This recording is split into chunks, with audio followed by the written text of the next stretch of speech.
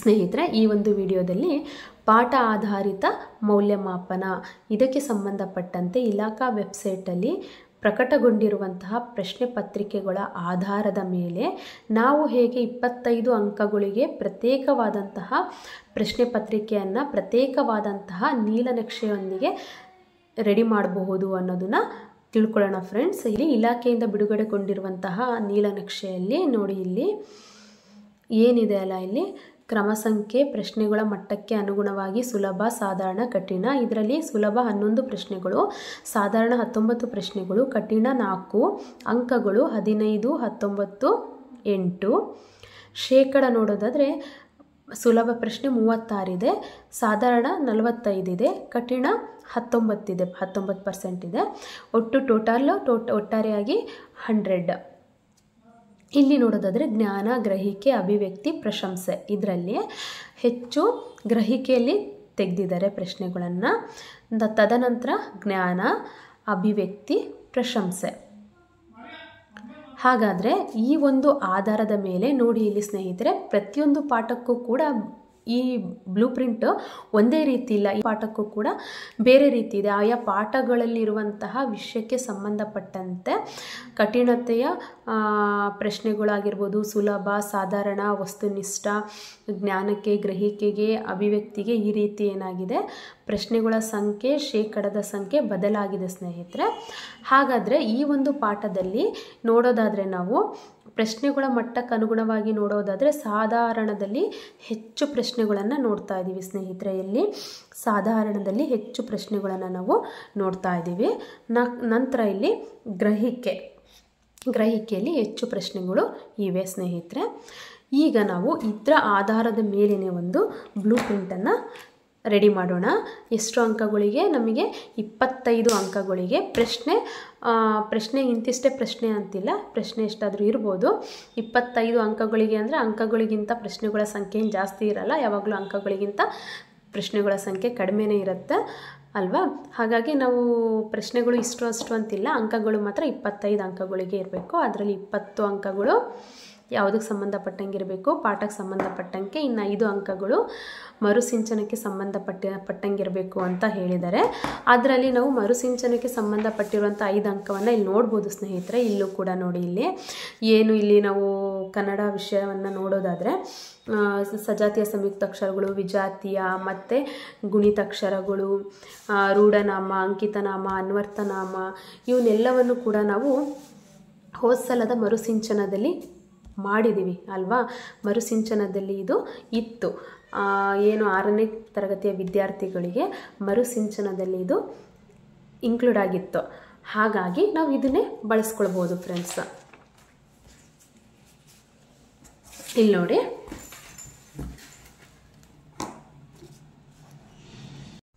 ನೋಡಿ, ಸ್ನೇಹಿತರೆ, ಒಂದು ರಫ್ ಹಾಕೊಂಡಿದ್ದೀನಿ ನಾನು, ತೋರಿಸೋಣ ಅಂತೇಳಿ. ಅಂಕಗಳು 25 ಅಂಕಗಳು, ನಾವು ತೆಗಿತಿರೋದೆಷ್ಟು? 25 ಅಂಕಗಳಿಗೆ. ಹಾಗಾಗಿ ನಮಗೆ ಇಲ್ಲಿ ಇಲಾಖೆಯಿಂದ ಬಿಟ್ಟಿರುವಂತಹ ಕ್ವಶನ್ ಬ್ಯಾಂಕಲ್ಲಿ ಎಷ್ಟಿದೆ? 42 ಅಂಕಗಳಿದೆ. ಹಾಗಾಗಿ ಇವರು 42 ಅಂಕಗಳಿಗೆ ಸಂಬಂಧಪಟ್ಟಂತೆ ನೀಲನಕ್ಷೆಯನ್ನು ಇವರು ತಯಾರಿಸ್ಕೊಂಡಿದ್ದಾರೆ. ಬ್ಲೂ ಪ್ರಿಂಟ್ನ 42 ಅಂಕಗಳಿಗೆ ಸಂಬಂಧಪಟ್ಟಂಗೆ ಹಾಕಿದ್ದಾರೆ. ನಾನೀಗ ಇದನ್ನು 25 ಅಂಕಗಳಿಗೆ ಹೇಗೆ ಹಾಕೋದು ಅಂತ ತೋರಿಸ್ತೀನಿ. ಇಲ್ಲಿ ನೋಡಿ ಫ್ರೆಂಡ್ಸ್, ಯಾವಾಗಲೂ ನಾವು ಇದು ಬ್ಲೂ ಪ್ರಿಂಟಿಗೆ ಹಾಕಬೇಕಾದ್ರೆ ಅಂಕಗಳು ನಮಗೆ ಎಷ್ಟಿದ್ದಾವೆ ಇಲ್ಲೇ ಅದು ಕನ್ಫರ್ಮಾಗಿ ಬರ್ಕೊಂಡಿರಬೇಕು, 25. ಇಲ್ಲಿ ಶೇಕಡ ಯಾವಾಗಲೂ 100 ಆಗಬೇಕು. ಇವನ್ನೆಲ್ಲ ಕೂಡಿಸಿದಾಗ ಶೇಕಡ ನಮಗೆ 100 ಬಂದಾಗ ಸರಿ ಇದೆ ಅಂತ ಅರ್ಥ. ಇಲ್ಲ ಅಂದರೆ ಇಲ್ಲಿ ಜಾಸ್ತಿ ಆಯಿತು ಅಂದಾಗ ನಾವು ತೆಗೆದಿರೋದು ಸಮಂಜಸವಾಗಿಲ್ಲ ಅಂತ ಅರ್ಥ ಗೊತ್ತಾಗುತ್ತೆ. ಈಗ ನಾನಿಲ್ಲಿ ನೋಡಿ ಸ್ನೇಹಿತರೆ, ಸುಲಭ 36, ಶೇಕಡ 36 ಸುಲಭಕ್ಕೆ ಕೊಡ್ತೀನಿ, ಶೇಕಡ 36. ನಂತರ ಶೇಕಡ 48 ಸಾಧಾರಣ ಪ್ರಶ್ನೆಗಳನ್ನ ತಗೋತೀನಿ. ಕಠಿಣ ಶೇಕಡ 16 ತಗೋತೀನಿ. ಇಲ್ಲೂ ಕೂಡ ನೋಡಿ, ಇಲ್ಲಿ ಇದಕ್ಕೆ ಸಂಬಂಧಪಟ್ಟಂಗೆ ಹಾಕೊಳ್ಳೋಣ. ಯಾಕಂದರೆ ಎಲ್ಲ ಬ್ಲೂ ಪ್ರಿಂಟ್ಗಳು ಎಲ್ಲ ಪಾಠಕ್ಕೂ ಸಂಬಂಧಪಟ್ಟಂಗೆ ಇಲಾಖೆಯಿಂದ ಬಿಟ್ಟಿರುವಂಥ ಬ್ಲೂ ಪ್ರಿಂಟ್ಗಳು ಒಂದೇ ಸಮನಾಗಿಲ್ಲ. ಒಂದೊಂದು ಪಾಠಕ್ಕೆ ಒಂದೊಂದು ರೀತಿ ಬ್ಲೂ ಪ್ರಿಂಟನ್ನು ಕೊಟ್ಟಿದ್ದಾರೆ. ಕೆಲವೊಂದು ಪಾಠದಲ್ಲಿ ಸಾಧಾರಣದ ಮೇಲೆ ಹೆಚ್ಚು ಪ್ರಶ್ನೆಯನ್ನು ತೆಗೆದಿದ್ರೆ ಹೆಚ್ಚಿನ ಶೇಕಡವನ್ನು ಸಾಧಾರಣದ ಮೇಲೆ ತೆಗೆದಿದ್ರೆ, ಕೆಲವೊಂದು ಪಾಠಗಳಲ್ಲಿ ಸುಲಭ ಪ್ರಶ್ನೆಗಳಿಗೆ ಹೆಚ್ಚಿನ ಶೇಕಡವನ್ನು ಪರಿಗಣಿಸಿದ್ದಾರೆ. ಇಲ್ಲಿ ಹೆಚ್ಚಿನ ಶೇಕಡವನ್ನು ಯಾವುದಕ್ಕೆ ಕೊಟ್ಟಿದ್ದಾರೆ ಸ್ನೇಹಿತರೆ? ಸಾಧಾರಣ ಇದೆ. ಹಾಗಾಗಿ ನಾನು ಇಲ್ಲಿ ಕೂಡ ಇದಕ್ಕೆ ಹೆಚ್ಚಿನ ಶೇಕಡವನ್ನು ತಗೊಂಡಿದ್ದೀನಿ. ಈಗ ನೋಡಿ, ನಾನು ಬ್ಲೂ ಪ್ರಿಂಟಲ್ಲಿ ಹೇಗೆ ಪ್ರಶ್ನೆಗಳ ಅಂಕಗಳನ್ನು ಹೇಗೆ ಹಾಕೊಳ್ಳೋದು ಅಂತ ಇಲ್ಲಿ ತೋರಿಸ್ತೀನಿ ಸ್ನೇಹಿತರೆ.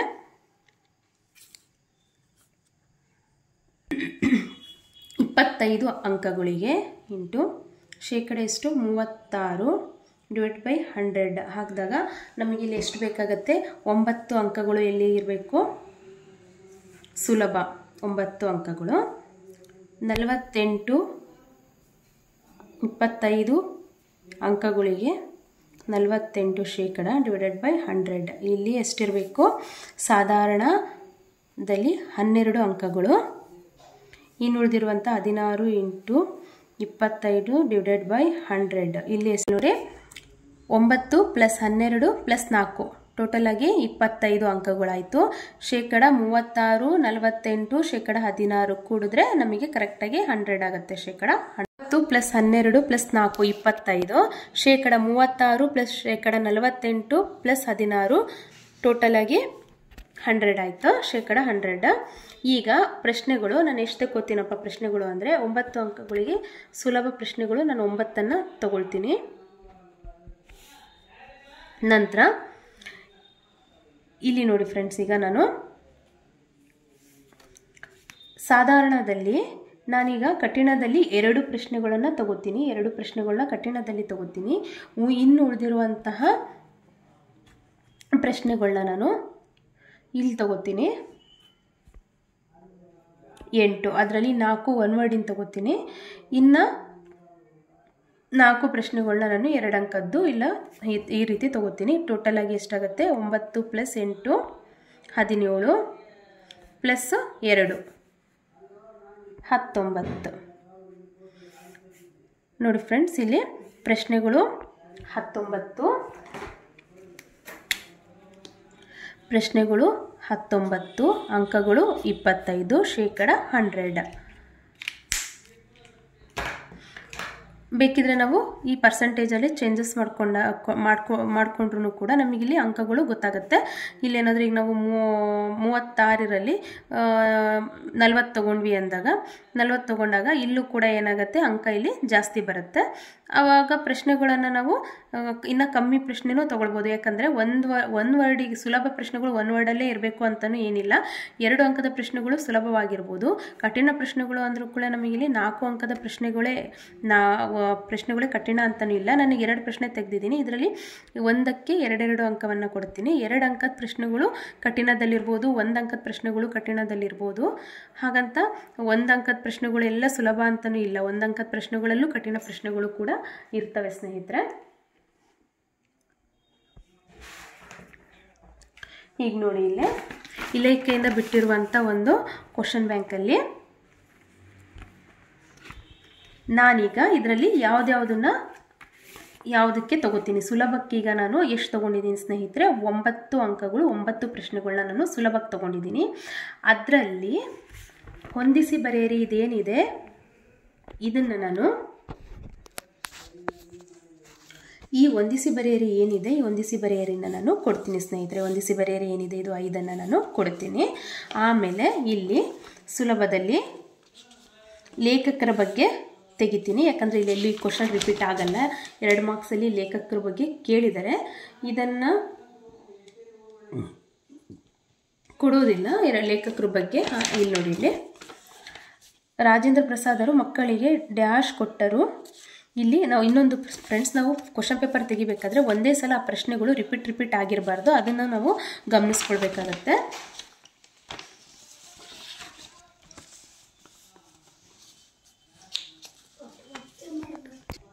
ಸ್ನೇಹಿತರೆ, ಈಗ ಈ ಕ್ವಶನ್ ಬ್ಯಾಂಕಲ್ಲಿ ನಾನು ಸುಲಭಕ್ಕೆ ಸಂಬಂಧಪಟ್ಟಂತೆ 5 ಅಂಕಗಳನ್ನ ಇಲ್ಲಿ ತೆಗಿತೀನಿ. ಇನ್ನು ಉಳಿದಿರೋದು 6, 7, 8, 9 4 ಅಂಕಗಳನ್ನ ನಾನು ಇಲ್ಲಿ ಕೊಡ್ತೀನಿ. ಒಂದು ದೊಡ್ಡವರ ದಾರಿ ಪಾಠದ ಲೇಖಕರು, ಇದೊಂದನ್ನು ನಾನು ತೆಗಿತೀನಿ. ನೆಕ್ಸ್ಟು ಒಂದ್ಸಲ ನೋಡ್ಕೊಳ್ಳೋಣ.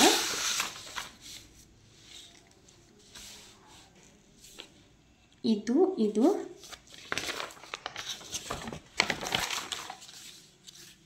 ಪುಸ್ತಕದ ಪುಟಗಳನ್ನು ಹರಿಯುವುದು ಡ್ಯಾಶ್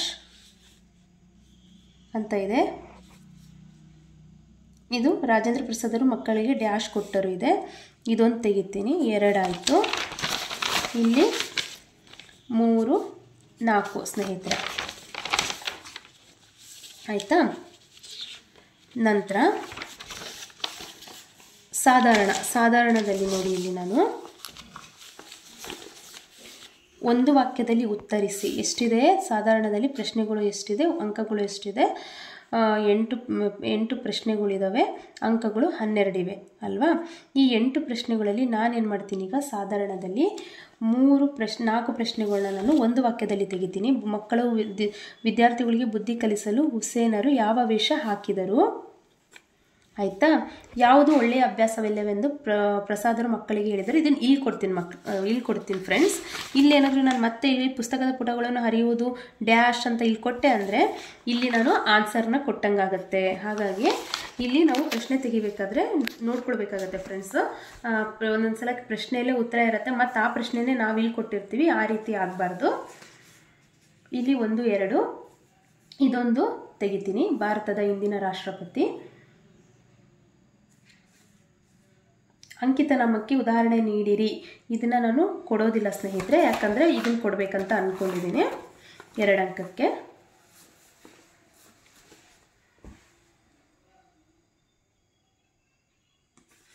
ಇನ್ನು ಉಳಿದಂತೆ ಇದೊಂದು ಕೊಡ್ತೀನಿ. ಅಲ್ಲಿಗೆ 4 ಅಂಕ ಆಯಿತು. ಇದರಲ್ಲಿ ಸಾಧಾರಣದಲ್ಲಿ 4 ಆಯಿತು, ಅಂಕ 4 ಆಯಿತು. ಉಳಿದಿದ್ದು 5 6 7 8 9 10 11 12. ಇನ್ನು ಉಳಿದಿರೋದು ಎಷ್ಟು ಅಂಕ ಉಳಿತು ನಮಗೆ, ಬ್ಯಾಲೆನ್ಸ್ ಎಷ್ಟು ಅಂಕ, ಇಲ್ಲಿ ನೋಡಿ, ಇಲ್ಲಿ ಇನ್ನು 8 ಅಂಕಗಳು ಉಳಿತು ನಮಗೆ. 8 ಅಂಕ ಉಳಿದಿದೆ, 4 ಅಂಕ ಇಲ್ಲಿ ಕೊಟ್ಟಿದ್ದೀವಿ, 4 ಪ್ರಶ್ನೆಯನ್ನು ತೆಕ್ಕೊಂಡಿದ್ದೀವಿ. ಈಗ ಇನ್ನು 4 ಪ್ರಶ್ನೆಗೆ 8 ಅಂಕ ಉಳಿದಿದೆ ಸ್ನೇಹಿತರೆ. 4 ಪ್ರಶ್ನೆಗೆ ಇನ್ನು 8 ಅಂಕ ಉಳಿದಿದೆ. ಇವಾಗ ಅದೇ 4 ಪ್ರಶ್ನೆನ ನಾನು ಎಲ್ಲಿ ಇಲ್ಲಿ 2 ತೆಗಿತೀನಿ. ನಂತರ ಇದೊಂದು ತೆಗಿತೀನಿ ಫ್ರೆಂಡ್ಸ್. ಇಲ್ಲಿಗೆ 2 ಅಂಕ, ಇಲ್ಲಿಗೆ 2 ಅಂಕ. ಎಷ್ಟಾಯಿತು? 1 2 3 4.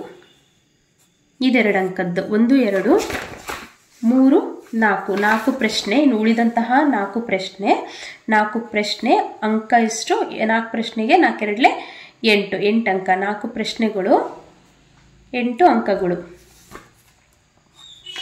ಇದು ನಮಗಿಲ್ಲಿ ಕ್ಲಿಯರ್ ಆಯಿತಾ? ಈಗ ಮುಂದೆ ಏನಿದೆ, ಈಗ ಕಠಿಣಕ್ಕೆ 2 ಪ್ರಶ್ನೆಗಳನ್ನ 4 ಅಂಕಕ್ಕೆ ತೆಗಿತೀನಿ. ಸೊ ನಾನಿಲ್ಲಿ ಕಠಿಣಕ್ಕೆ ಇದನ್ನೇ ಪರಿಗಣಿಸ್ತೀನಿ. ರಾಜೇಂದ್ರ ಪ್ರಸಾದರ ವ್ಯಕ್ತಿತ್ವವನ್ನು ವಿವರಿಸಿ ಕಠಿಣ ಈ ಕ್ವಶನ್.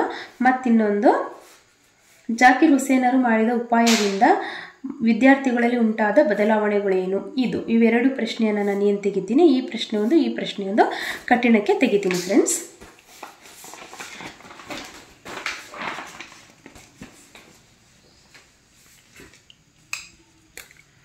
ನೋಡಿ ಸ್ನೇಹಿತರೆ,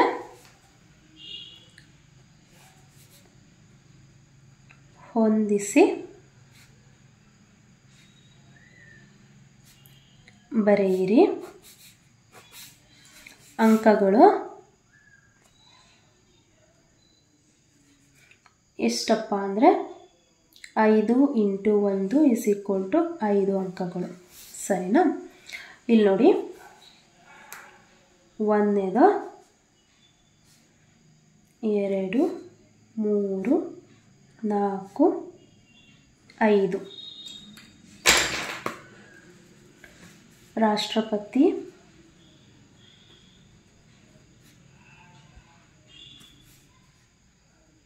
ಜನಕ,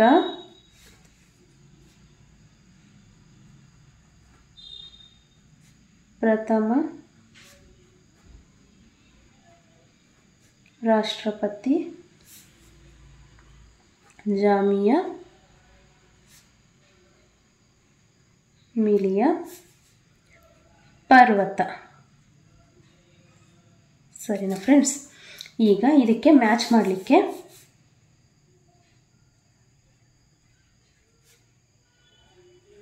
ಮಿಥಿಲೆಯ ರಾಜ, ನೆಕ್ಸ್ಟು ರೂಢ ನಾಮ, ನಂತರ ಇಲ್ಲಿ ದೆಹಲಿ, ಇಲ್ಲಿ ಪ್ರಥಮ ಪ್ರಜೆ ರಾಜೇಂದ್ರ ಪ್ರಸಾದ್. ಇಲ್ಲಿ ನೋಡಿ, ಇಲ್ಲಿ ಇವಿಷ್ಟು ಕೂಡ ಎಷ್ಟಿದೆ ಇಲ್ಲಿ ನೋಡಿ, ಇಲ್ಲಿ ಹಾಕ್ತೀನಿ ನೋಡಿ ಫ್ರೆಂಡ್ಸ್. ಇಲ್ಲಿ ಇದು ಏನಿದೆ ನಮಗೆ ಎಷ್ಟು ಬರಬೇಕೀಗ? ಸುಲಭ 9 ಬರಬೇಕು. ಇಲ್ಲಿ ನಮಗೆ ಸುಲಭ 1, ಸುಲಭ 2, ಸುಲಭ 3, ಸುಲಭ 4, ಸುಲಭ 5. 5 ಇಲ್ಲಿ ಆಯಿತು, ಸರಿನಾ? ನಂತರ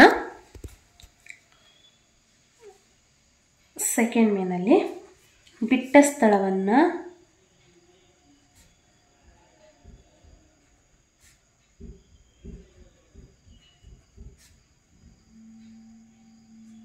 ಸೂಕ್ತ ಉತ್ತರದಿಂದ ತುಂಬಿರಿ. ಒಂದು ಡೌಟ್ ಬರ್ಬೋದು ಫ್ರೆಂಡ್ಸ್, ಇದರಲ್ಲಿರೋ ಪ್ರಶ್ನೆನೇ ಪರಿಗಣಿಸ್ಬೇಕಾ? ಇದು ಬಿಟ್ಟು ನಾವು ಹೊರಗಿಂದ ತೆಗಿಬೋದಾ? ಇನ್ನು ಇದು ಬಿಟ್ಟು ನಾನು ಇದಕ್ಕಿಂತ ಬೇರೆ ಪ್ರಶ್ನೆಯನ್ನು ತೆಗಿತೀನಿ? ಇಲ್ಲ ಫ್ರೆಂಡ್ಸ್, ಆ ರೀತಿ ಏನು ತೆಗಿಲಿಕ್ಕಿಲ್ಲ. ಇಲ್ಲೇ ಎಷ್ಟು ಪ್ರಶ್ನೆ ತೆಗಿಲಿಕ್ಕೆ ಸಾಧ್ಯನೋ, ಯಾವ ಕೌಶಲ್ಯಗಳ ಮೇಲೆ ಎಷ್ಟೆಷ್ಟು ಪ್ರಶ್ನೆಗಳನ್ನ ತೆಗಿಲಿಕ್ಕೆ ಸಾಧ್ಯನೋ ಅಷ್ಟು ಇಲಾಖೆಯಿಂದನೇ ಕೊಟ್ಬಿಟ್ಟಿದ್ದಾರೆ. ನೀವು ಇದರಲ್ಲಿರೋದನ್ನೇ ಪರಿಗಣಿಸಿ ರೆಡಿ ಮಾಡಿದರೆ ಸಾಕು. ಮತ್ತು ಇವಾಗ ಇದನ್ನು ತೆಗೆದಿದ್ದೀವಿ, FA1ಗೆ ಇದು ಬಿಟ್ಟು ತೆಗಿಬೇಕಾ ಅಥವಾ ಇದನ್ನೇ ತೆಗಿಬೇಕಾ? ನಮ್ಮ ಇಷ್ಟ ಫ್ರೆಂಡ್ಸ್. ಈಗ ಕೊಟ್ಟಿರೋ ಅಂಥ ಪ್ರಶ್ನೆಗಳಲ್ಲಿ ಇರೋದನ್ನೇ ತೆಗ್ದು ಮತ್ತೆ ಏನದು ಈಗ ಮಾಡಿರೋಂಥ 3 ಘಟಕ ಪರೀಕ್ಷೆಗಳನ್ನ ಏನು ಮಾಡ್ತೀವಲ್ಲ, ಈಗ ಜೂನ್ ಮತ್ತು ಜುಲೈಯಲ್ಲಿ ಏನು ಸಿಲೆಬಸ್ ಆಗಿರುತ್ತೆ, ಈ ಸಿಲೆಬಸ್ಗಳ ಮೇಲೆ ನಾವೇನು ಘಟಕ ಪರೀಕ್ಷೆನ ಕೊಟ್ಟಿರ್ತೀವಿ, ಈ ಘಟಕ ಪರೀಕ್ಷೆಗಳಲ್ಲಿ ಬಳಸಿರೋ ಕ್ವಶನ್ಸನ್ನೇ ತೆಗೆದ್ಬಿಟ್ಟು ನಾವು FA1ಗೆ ಕೊಡ್ಬೋದು. ಇಲ್ಲ ಇದರಲ್ಲಿ ಕೆಲವೊಂದು ಕ್ವಶನ್ ಬಿಟ್ಟಿದ್ದೀವಲ್ಲ, ಇದನ್ನು ಕೂಡ ನಾವು FA1ನಲ್ಲಿ ಬಳಸ್ಕೋಬೋದು ಸ್ನೇಹಿತರೆ. ಈಗ ನೋಡಿ 6, ನಂತರ 7, 8, 9, ಇಲ್ಲಿ ದೊಡ್ಡವರ ದಾರಿ ಪಾಠದ ಲೇಖಕರು. ದೊಡ್ಡವರ ದಾರಿ ಪಾಠದ ಲೇಖಕರು ಡ್ಯಾಶ್, ಸರಿನಾ? ರಾಜೇಂದ್ರ ಪ್ರಸಾದರು ಮಕ್ಕಳಿಗೆ ಡ್ಯಾಶ್ ಕೊಟ್ಟರು.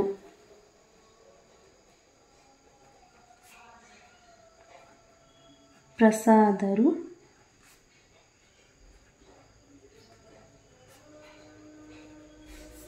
ಡ್ಯಾಶ್ ಕೊಟ್ಟರು.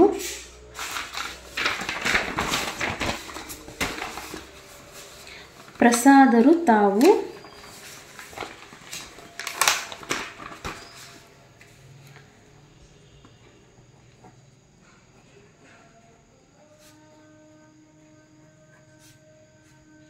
ಡ್ಯಾಶ್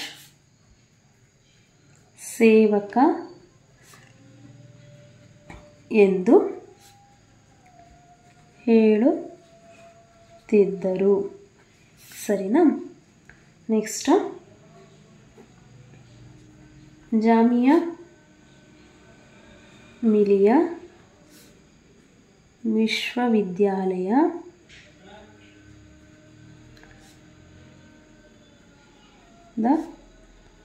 ಸ್ಥಾಪಕರು. ಇದಿಷ್ಟು ನೋಡಿ ಫ್ರೆಂಡ್ಸ್. ಇಲ್ಲಿ 5 ಆಗಿತ್ತಾ?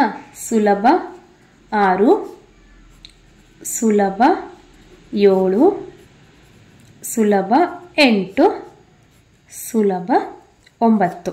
ಇಲ್ಲಿಗೆ ಇದು ಫಿನಿಶ್ ಆಯಿತು. ಇಲ್ಲಿಗೆ ಸುಲಭದ್ದು ಮುಗೀತು. ಇಷ್ಟು ಹಾಕಿದ್ದೀವಿ. ನೆಕ್ಸ್ಟ್ ಈಗ ಸಾಧಾರಣ ಪ್ರಶ್ನೆಗಳಿಗೆ ಹೋಗೋಣ.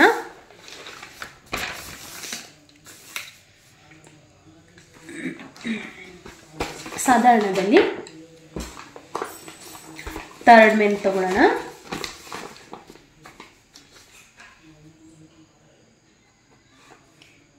ಕೆಳಗಿನ ಪ್ರಶ್ನೆಗಳಿಗೆ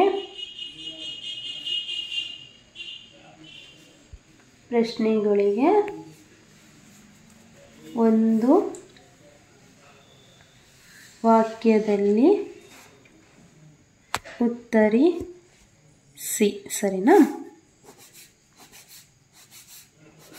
ಇದರಲ್ಲಿ ಸ್ನೇಹಿತರೆ ನಾವೀಗ ಎಲ್ಲಿಗೆ ಬಿಟ್ಟಿದ್ವಿ? ಎಷ್ಟು ಪ್ರಶ್ನೆಗಳಾಗಿದ್ವು? 9. ಇಲ್ಲಿಂದ ಕಂಟಿನ್ಯೂ ಮಾಡೋಣ. 10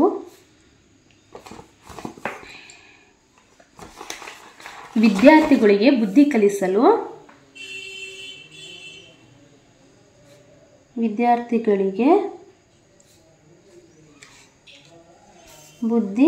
ಕಲಿಸಲು ಹುಸೇನರು ಯಾವ ವೇಷ ಹಾಕಿದ್ದರು?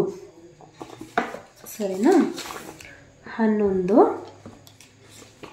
ಯಾವುದು ಒಳ್ಳೆಯ ಅಭ್ಯಾಸವಲ್ಲವೆಂದು ಪ್ರಸಾದರು ಮಕ್ಕಳಿಗೆ ಹೇಳಿದರು? ಯಾವುದು ಒಳ್ಳೆಯ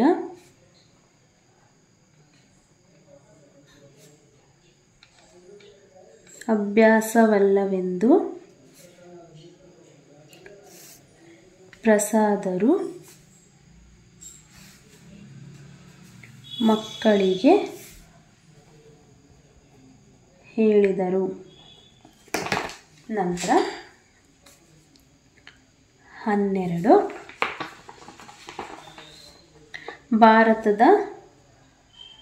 ಭಾರತದ ಇಂದಿನ ರಾಷ್ಟ್ರಪತಿ ಯಾರು? 13 ಜಾಕೀರ್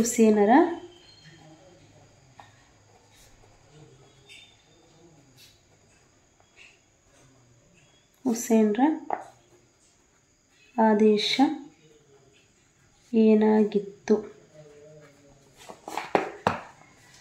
ಆಯಿತಾ ಸ್ನೇಹಿತರೆ? ಇಲ್ಲಿ ನೋಡಿ, ಇಲ್ಲಿ ಇದು ಕೂಡ ಸಾಧಾರಣ 1,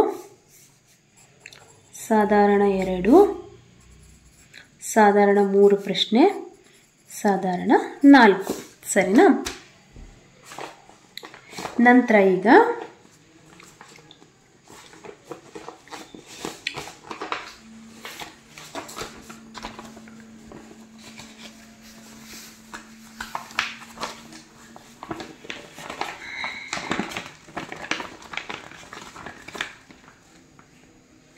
ನಾಲ್ಕಾದ್ರ ಮೇಲೆ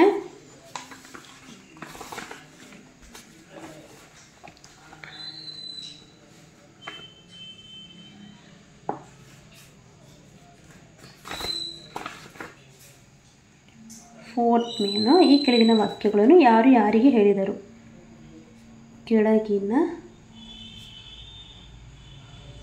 ವಾಕ್ಯವನ್ನು ಯಾರು ಯಾರಿಗೆ ಹೇಳಿದರು?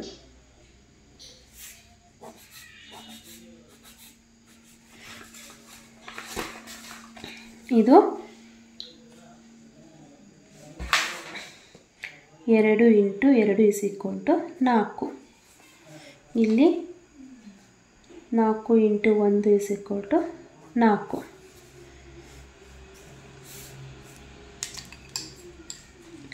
ಪ್ರಶ್ನೆ 13 ಆಯ್ತು. ಈಗ 14, ನೆಕ್ಸ್ಟ್ 15. ನೋಡಿ ಮಕ್ಕಳೇ,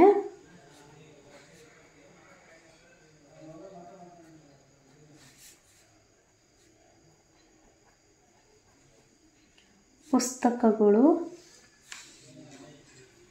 ಜ್ಞಾನ ಭಂಡಾರ. ನೆಕ್ಸ್ಟು ತಾತ ನಾವು ಇನ್ನು ಮುಂದೆ ಎಂದು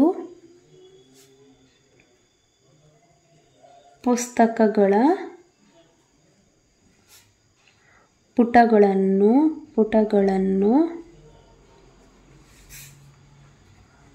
ಹರಿಯುವುದಿಲ್ಲ.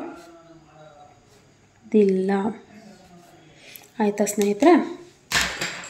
ಇವೆರಡೂ ಕೂಡ ಸಾಧಾರಣ. ಸಾಧಾರಣ 4 ಆಗಿತ್ತು. 5ನೇ ಪ್ರಶ್ನೆ ಸಾಧಾರಣಕ್ಕೆ ಸಂಬಂಧಿಸಿದಂತೆ 6ನೇ ಪ್ರಶ್ನೆ. ನಮಗೀಗ ಎಷ್ಟು ಪ್ರಶ್ನೆ ಬೇಕು? ನಾವಿಲ್ಲಿ ಹಾಕೊಂಡಿರೋ ಪ್ರಕಾರ 7, 8 ಇನ್ನೆರಡು ಪ್ರಶ್ನೆಗಳು ಬೇಕು ಸಾಧಾರಣಕ್ಕೆ ಸಂಬಂಧಿಸಿದಂತೆ. ಈಗ ನೋಡಿ, ಒಂದು ಪ್ರಶ್ನೆ ಇದು ತಗೋತೀನಿ ನಾನು.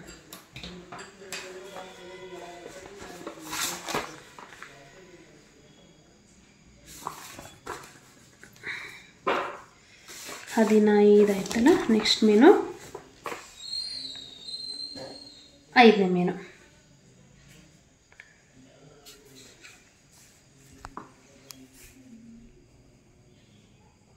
ಇವುಗಳಲ್ಲಿ ಸಜಾತಿ ಮತ್ತು ವಿಜಾತಿಯ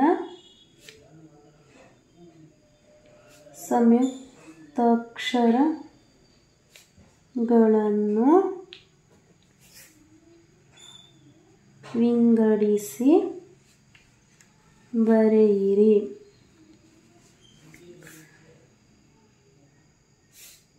ಇದು ಕೂಡ 2 × 1 = 2. ಪ್ರಶ್ನೆ ಎಷ್ಟಿದು? 16.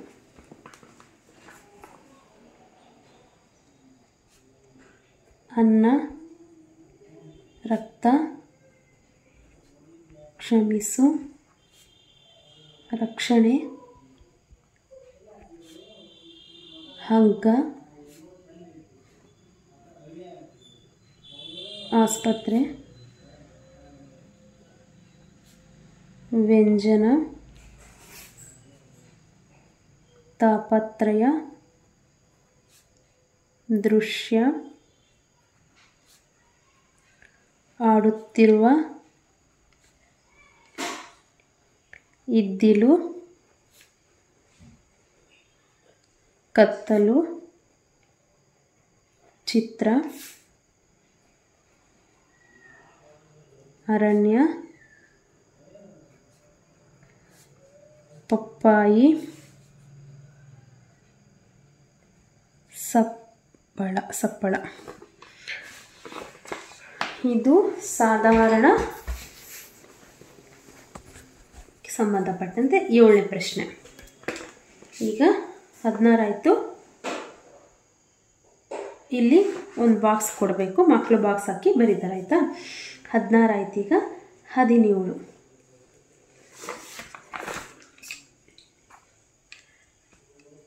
ಈ ಕೆಳಗಿನವುಗಳಿಗೆ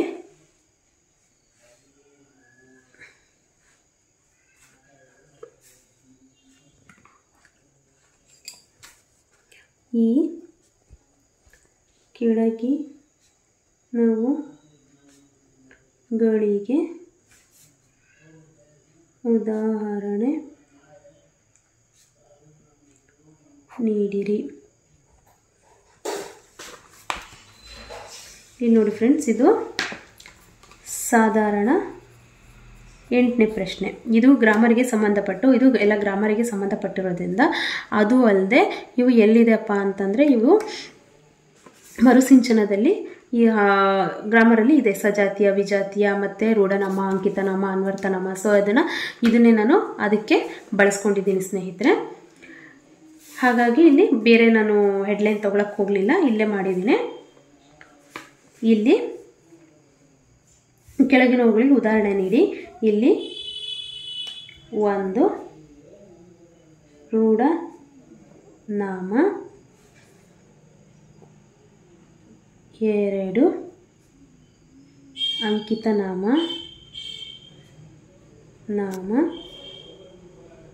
3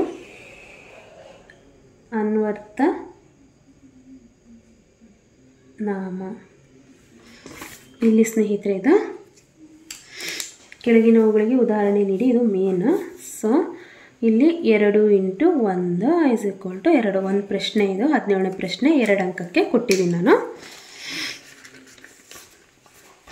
ನಂತರ ಎಷ್ಟು ಮೇನ್ ಆಯ್ತು? ಇಲ್ಲಿ 3rd, 4th, 5th ಮೇನ್. ಈಗ 6th ಮೇನ್.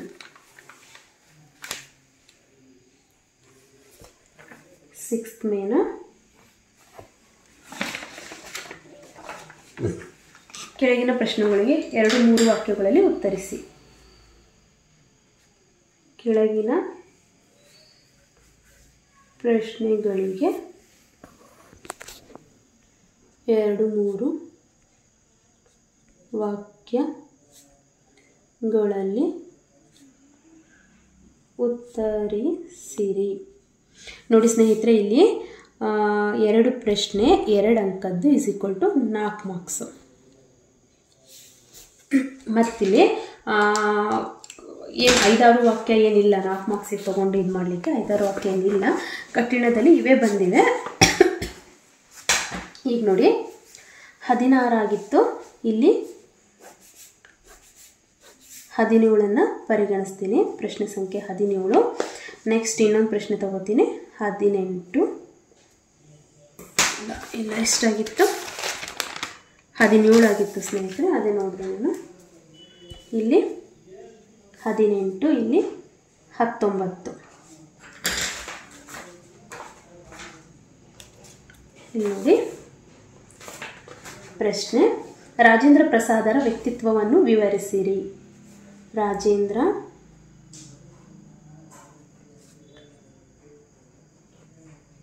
ಪ್ರಸಾದರ ವ್ಯಕ್ತಿತ್ವವನ್ನು ವಿವರಿಸಿ. ಆಯಿತಾ? ನೆಕ್ಸ್ಟ್, ಜಾಕೀರ್ ಹುಸೇನರು ಮಾಡಿದ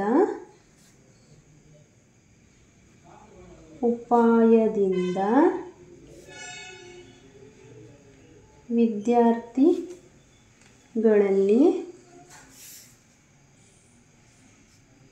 ಉಂಟಾದ ಬದಲಾವಣೆಗಳೇನು?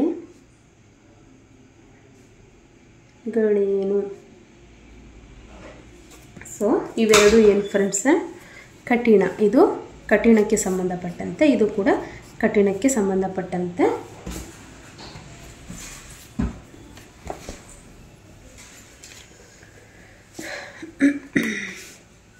ಕಠಿಣಕ್ಕೆ ಸಂಬಂಧಪಟ್ಟಂತೆ 1, ಕಠಿಣಕ್ಕೆ ಸಂಬಂಧಪಟ್ಟಂತೆ 2 ಪ್ರಶ್ನೆಗಳು. ನೋಡಿ ಸ್ನೇಹಿತರೆ, ಇನ್ನೊಂದ್ಸಲ ಹೇಳ್ತೀನಿ.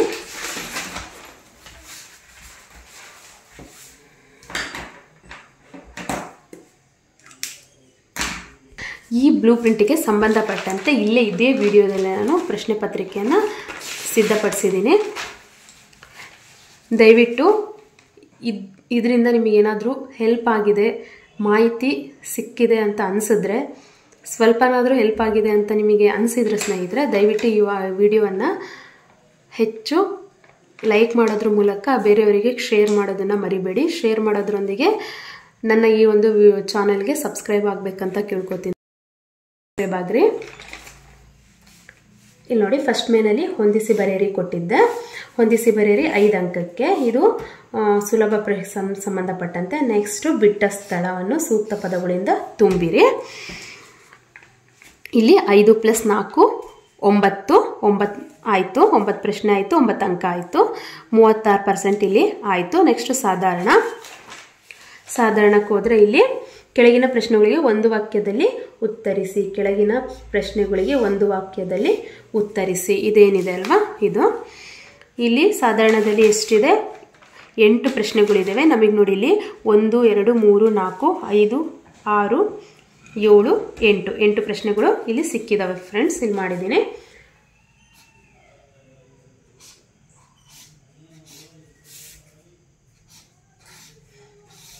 ನೆಕ್ಸ್ಟ್ ಇಲ್ಲಿ ಮರುಸಿಂಚನಕ್ಕೆ ಸಂಬಂಧಪಟ್ಟ ಹಾಗೇನೂ ಕೂಡ ಇದು ಬರುತ್ತೆ ಅಂತೇಳಿ ನಾನು ಇಲ್ಲಿ ಗ್ರಾಮರ್ ಇದನ್ನೇ ತಗೊಂಡಿದ್ದೀನಿ. ನೆಕ್ಸ್ಟ್ ಇಲ್ಲಿ ಕಠಿಣ ಪ್ರಶ್ನೆಗಳು ಏನಿದೆ ಅಲ್ಲ, ಆ ಕಠಿಣ ಪ್ರಶ್ನೆಗಳಲ್ಲಿ ನಾನು 2 ಅಂಕದ್ದು ಏನಿದೆ ಇಲ್ಲಿ ಕೊಟ್ಟಿದ್ದೀನಿ ಅಲ್ವಾ. ಕಠಿಣ 2 ಪ್ರಶ್ನೆಗಳು, ಅಂಕ 4, 2 4. 2 ಪ್ರಶ್ನೆಗಳು 2 ರಿಂದ 4 ಅಂಕಗಳು. ಇದು ಸಾಧಾರಣಕ್ಕೆ ಸಂಬಂಧಪಟ್ಟಂತೆ. ಟೋಟಲ್ ಎಷ್ಟಾಗತ್ತೆ ಇಲ್ಲಿ? 5 + 4 + 4 + 4 + 2 + 2 ಪ್ಲಸ್ 4 ಒಟ್ಟಾರೆ 25 ಅಂಕಗಳಿಗೆ ಕ್ವೆಶ್ಚನ್ ಪೇಪರ್ ರೆಡಿ ಆಗಿದೆ ಫ್ರೆಂಡ್ಸ್. ಇನ್ನು ಮುಂದಿನ ಒಂದು ವಿಡಿಯೋದಲ್ಲಿ 5ನೇ ತರಗತಿ ಕನ್ನಡ ಆಗಿರ್ಬೋದು, 7ನೇ ತರಗತಿ ಕನ್ನಡ ಆಗಿರ್ಬೋದು, ಸಮಾಜ ವಿಷಯಕ್ಕೆ ಸಂಬಂಧಿಸಿದಂತೆ ಪ್ರಶ್ನೆ ಪತ್ರಿಕೆಯನ್ನು ಹಾಗೂ ಬ್ಲೂ ಪ್ರಿಂಟನ್ನು ರಚನೆ ಮಾಡೋದನ್ನು ಹಾಕ್ತೀನಿ ಫ್ರೆಂಡ್ಸ್. ದಯವಿಟ್ಟು ಈ ಒಂದು ಚಾನಲ್ಗೆ ಸಬ್ಸ್ಕ್ರೈಬ್ ಆಗೋದನ್ನು ಮರಿಬೇಡಿ. ಧನ್ಯವಾದಗಳು.